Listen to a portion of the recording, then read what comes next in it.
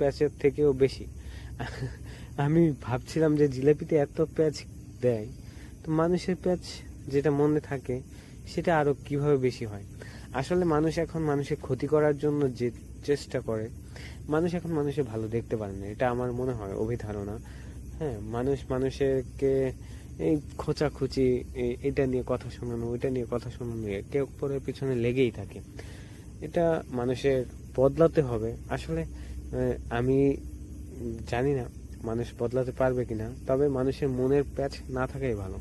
কারণ মানুষ বাঁচেই কতদিন, পৃথিবীতে থাকার পর যদি মানুষের উপকারী না আসতে পারে তাহলে ক্ষতি করে কি লাভ। আর আমি যখন পৃথিবী থেকে চলে যাব তখন যদি মানুষ আমাকে মনেই না রাখে, তাহলে পৃথিবীতে এসে বেঁচে থাকার কোনো লাভই নেই। আমি মনে করি যে এটা মূল্যহীন। তো ওর পিছনে আমাদের বড় ভাইরা আছে, তো ওইখানে যাব। ওইখানে যে দেখি, এই তো খায়রুল তার বউকে নিয়ে ঘুরতে আসতে পারেনি মেলাতে, ওইটা নিয়ে মন খারাপ। আর আশিক ভাইয়ের বউ তো বাসায়, এই জন্য মন খারাপ। আর মাহফুজ ভাই তার বাচ্চাকে নিয়ে আসেনি।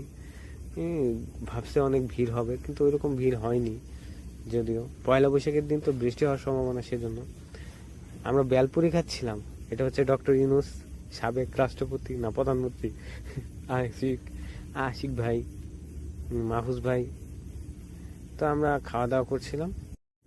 তো আজকের ব্লগটা এখানেই শেষ করছি। আসসালামু আলাইকুম, আল্লাহ হাফিজ।